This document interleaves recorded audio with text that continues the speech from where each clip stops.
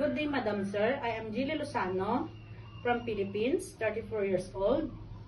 I am a single mother, this with 2 kids, 17 years old boy and 7 years old girl. I am a high school graduate. I'm Iglesia ni Cristo. I have 8 siblings, 2 brothers and 6 sisters. My mother is 54 years old, plain housewife, and my father is 65 years old, retired driver. My work experience is working in Singapore only 5 months because my employer is migrant in US. And my main duty in Singapore is cleaning house, laundry, cooking, cleaning house, gardening, car wash, taking care of pets, and taking care of 7 years old boy. I am also helper in Philippines, 4 years as a nanny, and all around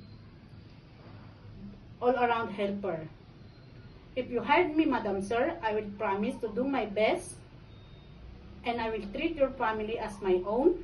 I'm honest and a good person. Thank you, Madam Sir. Have a good day.